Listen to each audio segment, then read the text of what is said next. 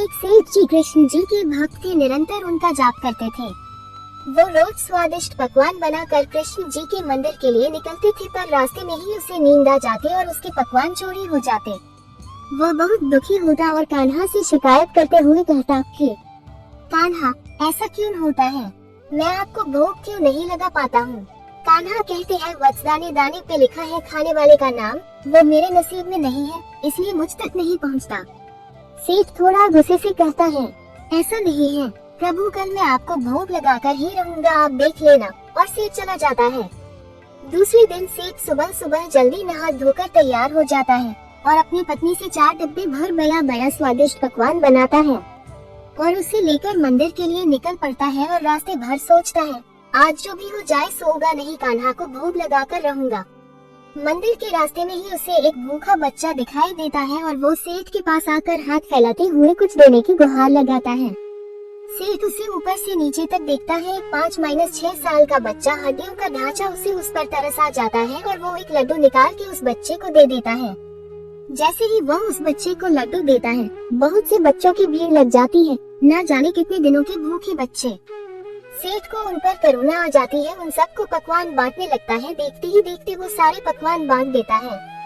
फिर उसे याद आता है, आज तो मैंने कृष्णा को भोग लगाने का वादा किया था, पर मंदिर पहुंचने से पहले ही मैंने भोग खत्म कर दिया। अधूरा सा मन लेकर वह मंदिर पहुंच जाता है और कान्हा की मूर्ति के सामने हाथ जोड़े बैठ जाता है। कान्हा प्रकट होते हैं और सेठ को कहते हैं, लाओ जल्दी लाओ मेरा भोग, मुझे बहुत भूख लगी है, मुझे पकवान खिलाओ। सेठ सारा क्रम कान्हा को बता देता है। कान्हा मुस्कुराते हुए कहते हैं, मैंने तुमसे कहा था ना, दाने दाने पर लिखा है खाने वाले का नाम, जिसका नाम था उसने खा लिया, तुम क्यों व्यर्थ चिंता करते हो? सेठ कहता है, प्रभु मैंने बड़े अहंकार से कहा था आज आपको भोग लगाऊंगा, पर मुझे उन बच्चों की दशा देखी नहीं गई और मैं सब भूल गया।